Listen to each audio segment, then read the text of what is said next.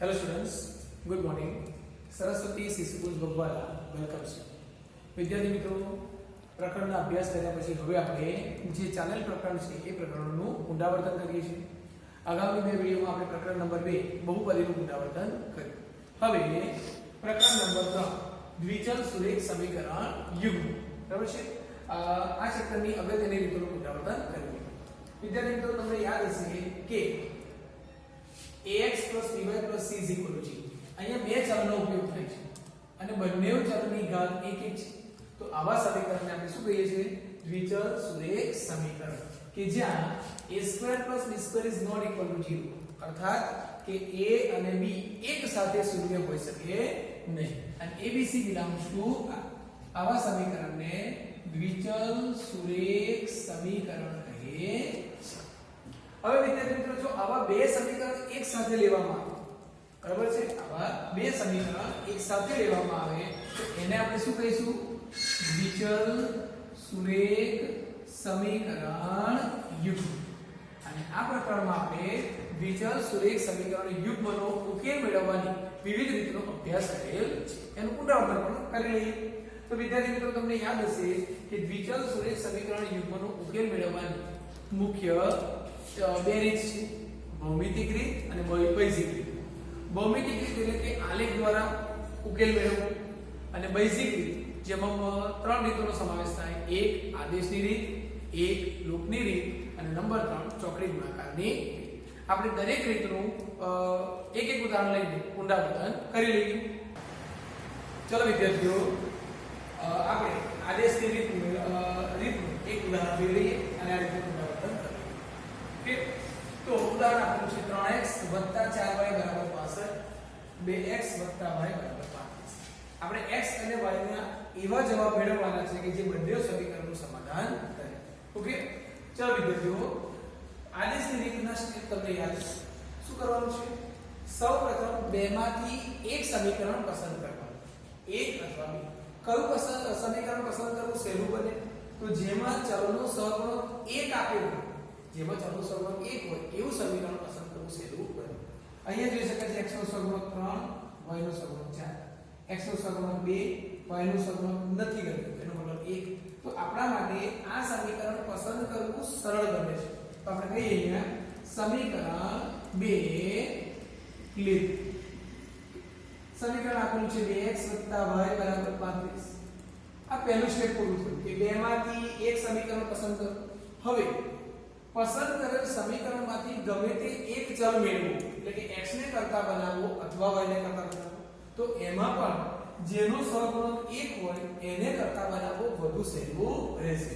એટલે આપણે અહીંયા y ને કરતા બનાવીએ છીએ. y = 35 - 2x. અને આપણે નંબર 3 કહી શકાય. નંબર 3 કહી શકાય. તો વિદ્યાર્થી મિત્રો, આપણે જોયું કે સમીકરણ 2 માંથી આપણે y મેળવેલું છે. એટલે આપણે y ની કિંમત સમીકરણ 1 માં મૂકવાની રહેશે. ચલની કિંમત 2 માંથી લાયા છે એટલે એની કિંમત એમાં ને એમાં મૂકી શકાય નહીં. y ની કિંમત હવે સમીકરણ 1 માં મૂકતા. y ની કિંમત સમીકરણ 1 માં મૂકતા. સમીકરણ 1 શું છે? 3x + 4y = 65. માટે 3x ના 4 અને y ના સ્થાને આપણે લખીશું 35 - 2x. 35 - 2x = 65. હવે આ એક ચલ સુરેખ સમીકરણ થઈ ગયું, જેનો જવાબ આપણે સરળતાથી સાદુરૂપ આપી મેળવી શકીએ છીએ. 3x 4 નો ગુણાકાર 35 સાથે, 35 × 4 140, અને 4 નો ગુણાકાર -2x સાથે, 4 × 8x ± = 65. માટે 3x માંથી 8x બાદ થાય, સજાતીય પદોનો સરવાળો કે બાદબાકી થાય. એટલે 3x માંથી 8x બાદ થાય એટલે વધ્યા -5x + 140 = 65. માટે -5x = 65 - 140. માટે -5x = 140 માંથી આપણે 65 બાદ કરીએ એટલે આપણને જવાબ મળશે 75. મોટી સંખ્યા ઋણ છે એટલે જવાબ આવે બંને બાજુથી માઈનસ માઈનસ કર તો જવાબ વધ્યો 5x બરાબર 75 માટે x is equal to 75 ભાગ્યા 5 that's why x is equal to 15 75 ભાગ્યા 5 બરાબર 15 જવાબ મળે. હવે આ x ની કિંમત મેળવેલ ચલની કિંમત તમે સમીકરણ 1 માં મૂકી શકો છો, સમીકરણ 2 માં મૂકી શકો છો અને સૌથી સહેલું રહેશે સમીકરણ 3 કે જેમાં આપણને સીધે સીધો y નો જવાબ મળશે. બરાબર છે. હવે y is equal to 35 minus 2x આવું આપણને આપેલું છે. Number 3 is equal to 35 minus 2 x બરાબર 15 is equal to 35 15 દુ 30 35 માંથી 30 બાદ થાય બધા 5 y ની કિંમત કેટલી મળે છે 5. વિદ્યાર્થીઓ હંમેશા જવાબ મેળવ્યા પછી ઉકેલ અવશ્ય નીચે લખો. ઉકેલ xy is equal to x બરાબર 15 અને y બરાબર 5 મળે છે. આ કિંમતો આપણે કોઈ પણ સમીકરણમાં મૂકીએ એટલે એ સમીકરણનું સમાધાન થતું હોવું જોઈએ જેને આપણે તાળો મેળવવો કહે છે. ઓકે ચલો વિદ્યાર્થીઓ હવે આપણે અન્ય એક બેઝિક રીત લોકની રીતે દ્વિચલ સુરેખ સમીકરણ યુગ્મનો ઉકેલ મેળવવા માટેની રીતનું પુનરાવર્તન કરીએ. તો આપણને અહીંયા બે સમીકરણ આપેલા છે બરાબર પણ બંને સમીકરણ તેના પ્રમાણિત સ્વરૂપમાં નથી. આપણે એને પ્રમાણિત સ્વરૂપમાં દર્શાવવા પડે. તો આ આપણા માટે એક વૈકલ્પિક પ્રશ્ન છે કે આપેલ સમીકરણને પ્રમાણિત સ્વરૂપે દર્શાવો. તો શું કરશો વિદ્યાર્થીઓ બરાબર છે. સૌપ્રથમ અહીંયા છેદ સરખો નથી એટલે છેદ સરખો કરવા માટે ચોકડી ગુણાકાર કરો. x ગુણ્યા 7 7x માઈનસ 3 ગુણ્યા y 3y છેદમાં બંનેનો ગુણાકાર 3 7 21 બરાબર 7 માટે 7x માઈનસ 3y આ 21 ભાગાકારમાંથી ગુણાકારમાં એટલે 7 ગુણ્યા 21 બરાબર 147. આને આપણે કહીએ નંબર 1. આ બાજુ જોઈએ તો અહીંયા પણ છેદ સરખો નથી આને પણ પ્રમાણિત સ્વરૂપમાં લાવવા પડે. તો કઈ રીતે 4x ગુણ્યા 2 8x વત્તા 5 ગુણ્યા y 5y છેદમાં બંનેનો ગુણાકાર 5 દુ 10 is equal to 5 માટે 8x વત્તા 5y બરાબર 50. આને કહીએ સમીકરણ નંબર 2. બરાબર. ઘણા પ્રશ્નોમાં તમને સીધે સીધા સમીકરણ આપી દીધેલા હોય તો ઘણા પ્રશ્નોમાં તમારે સમીકરણ મેળવવાની જરૂર પણ પડે. હવે આનો ઉકેલ આપણે લૂપની રીતે મેળવવાનો છે. બરાબર. જો અહીંયા વિદ્યાર્થીઓ બંને સમીકરણ એકવાર ફરીથી લખું છું. 7x 3y 147 અને 8x 5y 50. 10 ગુણ્યા 5 બરાબર 50. ઓકે તો લૂપની રીત તમને યાદ હશે. શું કરવાનું છે ચલ x અથવા ચલ y બેમાંથી એક ચલના સહગુણકો સંખ્યાત્મક રીતે સમાન બનાવવાના છે. શું કરવાનું છે સંખ્યાત્મક રીતે સમાન બનાવવાના છે. તો અહીંયા જોઈએ છે x ના સહગુણક છે 7 અને 8. તો જો આપણે x ના સહગુણક સરખા કરવા હોય તો સમીકરણ 1 ને 8 વડે અને સમીકરણ 2 ને 7 વડે ગુણવું પડે. એ જ રીતે કદાચ જો y ના સહગુણક સરખા કરવા હોય તો પહેલામાં છે y નો સહગુણક સંખ્યાત્મક લઈએ છે નિશાની લીધા નથી 3 અને પછી છે 5. તો આપણે એવું કહી શકીએ કે સમીકરણ 1 ને 5 વડે ગુણતા અને સમીકરણ 2 ને 3 વડે ગુણીએ છીએ. બરાબર. આ પ્રમાણે સમીકરણ 1 ને 5 વડે અને સમીકરણ 2 ને 3 વડે ગુણતા. અહીંયા લખીએ સમીકરણ 1 ગુણ્યા 5 તથા સમીકરણ 2 ગુણ્યા 3. તો હવે આપણને જવાબ શું મળે છે પણ જોઈ લઈએ. બરાબર. ચલો આના પ્રત્યેક પદને 5 વડે ગુણવાના છે. 5 વડે 5 વડે 5 વડે 7 પંચો 35x માઈનસ 5 તાલી 15y is equal to 147 ગુણ્યા 5 14 પંચો 70 7 પંચો 35 735. આ તમે નવો નંબર આપી શકો છો નંબર 3. એ જ રીતે સમીકરણ 2 ને 3 વડે ગુણતા પ્રથમ પદને બીજા પદને અને ત્રીજા પદને 3 વડે ગુણીએ છીએ. 8 તાલી 24x વત્તા 3 પંચો 15y અને 50 ગુણ્યા 3 150. આને કહીએ નંબર 4. હવે જે ચલના સહગુણકો સરખા થયા છે એ ચલનો લોપ થવો જોઈએ, મતલબ એ ચલને કાઢી નાખવાના છે અને એ ચલને કાઢવા માટે, દૂર કરવા માટે નિશાની અલગ અલગ હોવી જોઈએ.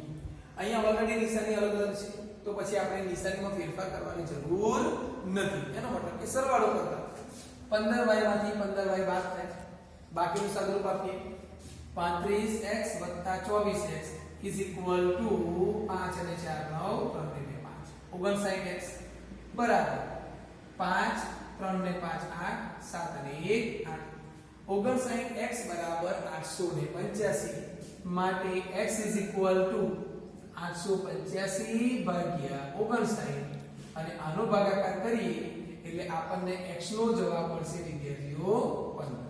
x બરાબર કેટલા મળે છે 15. એક ચલની કિંમત મેળવી. હવે અન્ય ચલની કિંમત મેળવવા માટે આની કિંમત તમે સમીકરણ 4 માં, સમીકરણ 3 માં, સમીકરણ 2 માં અથવા સમીકરણ 1 કોઈ પણ એક સમીકરણમાં મૂકી શકો. જે સમીકરણ આપણને સરળ લાગતું હોય એવું સમીકરણ પસંદ કરવું. તો આપણે અહીંયા લઈએ છીએ કે x ની કિંમત 2 માં મૂકતા, x ની કિંમત સમીકરણ 2 માં મૂકતા શું છે વિદ્યાર્થીઓ સમીકરણ 2 8x + 5y બરાબર 50. 8 x ની જગ્યા પર લખીએ છીએ તેની કિંમત કેટલી છે 15 + 5y = 50. 15 ગુણ્યા 8 120 + 5y બરાબર 50. 120 પેલી બાજુ લઈ જાઓ. 5y = 50 - 120 5y બરાબર -70 so y બરાબર -70/5 14 × 70 એટલે y = -14. છેલ્લે આપણે લખી શકીએ ઉકેલ xy બરાબર x ની કિંમત પહેલા લખો 15 અને y બરાબર -14 મળે છે. ચલો વિદ્યાર્થીઓ અનેક વૈશ્વિક ચોકડી ગુણાકારનું આપણે પુનરાવર્તન કરીએ. ઉદાહરણ આપણને આપેલું છે બરાબર છે. ચોકડી ગુણાકારની રીતનું પ્રથમ સ્ટેપ હોય પ્રમાણિત સ્વરૂપમાં દર્શાવો. તો વિદ્યાર્થીઓ બંને આપણે પ્રમાણિત સ્વરૂપમાં લખવાનું બાકી છે બરાબર છે. પહેલું સ્ટેપ શું છે પ્રમાણિત સ્વરૂપમાં લખો. ઓકે તો જો પહેલાને પ્રમાણિત સ્વરૂપમાં લખવા માટે આના છેદમાં 5 છે, અહીંયા નથી એટલે 5 વડે ગુણો 2x + 5y હવે લખાશે છેદમાં 5 = -5 માટે 2x + 5y 5 કેલી તરફ જાય એટલે 5 × 5 -20. ઘણી વાર વિદ્યાર્થીઓ અહીંયા દાખલો લખીને છોડી દેશે તો આને પ્રમાણિત સ્વરૂપ નહીં કહીએ. પ્રમાણિત સ્વરૂપ ક્યારે આવે ax + by + c = 0. એનો મતલબ કે આપણે લખવું રહેશે 2x + 5y + 25 = 0. આ બાજુ જોઈએ તો વિદ્યાર્થીઓ 3x બાકીના બંને ઉપર કેલી બાજુ છે એને આ બાજુ લાવો -8y અને પણ આ બાજુ લઈએ બરાબર છે એટલે એ થશે -9 = 0. તો આપણને બંને સમીકરણ આ રીતે પ્રમાણિત સ્વરૂપમાં મળે છે. ઓકે એના પછી શું કરવાનું છે વિદ્યાર્થીઓ તમારે કિંમતો મેળવવાની છે. ફરી એકવાર આપણે બંને સમીકરણની સાથે લખી દઈએ 2x + 5y + 25 = 0. Number 1 3x - 8y - 9 બરાબર 0. પ્રમાણિત સ્વરૂપમાં લાવ્યા પછી બીજું સ્ટેપ છે કે સહગુણકો સરખાવો. a1 = b1 = c1 = a2 b2 c. આની કિંમત મેળવવાની છે. તો તમે પ્રમાણિત સ્વરૂપમાં લખેલા છે તમે ચોક્કસ જોઈ શકો છો. x ના સહગુણકો a1 a2 2 3 y ના સહગુણકો b1 અને b2 5 -8 અને અચળ c1 અને c2 25 -9 અને 7. ઓકે ત્યાર પછી વિદ્યાર્થીઓ આપણે સહગુણકોની ગોઠવણી કરી અને એના માટે એક વધારાનું પદ લખતા હતા જો તમને યાદ હોય તો x y a. x ની નીચે પેલા x ના સહગુણકો ગોઠવી દો 2 3 y ની નીચે એના સહગુણકો 5 -8 અને અચળ પદ 25 -9. વિદ્યાર્થીઓ આ પદ એક વધારાનું છે જે માત્ર આપણે સમજણ ખાતર છે. સહગુણકોની ગોઠવણી આ રીતે થાય છે. x ના છેદમાં તો x ના છેદમાં તમારે x ના સહગુણકો નથી લખવાનો, તમારે બીજો સ્તંભ અને ત્રીજો સ્તંભ લખવાનો છે. 5 - 8 25 - 8 ઇઝ ઇક્વલ ટુ y ના છેદમાં, તો y ના છેદમાં y ના સહગુણકો નહીં લખવાના. ત્રીજો સ્તંભ અને પહેલો સ્તંભ લખો. 25 - 9 2. આનો આ સ્તંભ અહીંયા રિપીટ થવો જોઈએ. ઇઝ ઇક્વલ ટુ અચળ પદ 1 ના છેદમાં, તો 1 ના છેદમાં એના સહગુણકો નહીં લખવાના, એટલે કે પહેલો અને ત્રીજો સ્તંભ. 2 3 5 - ચલો વિદ્યાર્થીઓ, હવે થશે ચોકડી ગુણાકાર. એમાં તમારે કોઈ પણ એક તરફનો ગુણાકાર પહેલા કરવાનો, પણ દરેક વખતે એનું એ જળવાઈ રહે જરૂરી છે. તો આપણે યાદ રાખીએ કે આપણે દરેક વખતે પહેલો ગુણાકાર આ કરીએ છીએ, પહેલો ગુણાકાર આ કરીએ છીએ, બરાબર છે. અને આ પ્રમાણે આપણે ચોકડી ગુણાકાર દર્શાવવાનો છે. ચલો નેક્સ્ટ સ્ટેપ શું આવશે? x ના છેદમાં. તો સૌપ્રથમ પહેલા ચોકડી ગુણાકારના બંને જવાબ લખી દઈએ. 5 * -9 -45 25 * -8 25 આગળ 200 એ નિશાની થશે માઈનસ. બંને જવાબ લખ્યા પછી વચ્ચે ફરીથી માઈનસ મૂકો. ઇઝ ઇક્વલ y ના છેદમાં 25 * 3 75 9 * 2 -18 અને વચ્ચે નિશાની લખીશું માઈનસ, બરાબર છે. ઇઝ ઇક્વલ ટુ 1 ના છેદમાં 2 * 8 -16 5 * 3 15 અને પછી લખીએ માઈનસ, જેથી આપણે નિશાનીમાં કોઈ પણ પ્રકારની ભૂલ પડે. હવે જો x ના છેદમાં -45 -+ 200 ઇઝ ઇક્વલ ટુ y ના છેદમાં 75 - +18 અને ઇઝ ઇક્વલ ટુ 1 ના છેદમાં -16 -15 એના એ. હવે આ તરફ જોઈએ, બરાબર. તો x ના છેદમાં શું લખાશે વિદ્યાર્થીઓ? x ના છેદમાં લખાશે 200 માંથી 45 બાદ થાય, 200 માંથી 45 બાદ થાય છે, એટલે કેટલા વધે છે? 155. મોટી સંખ્યા ધન એટલે જવાબ બનાવશું.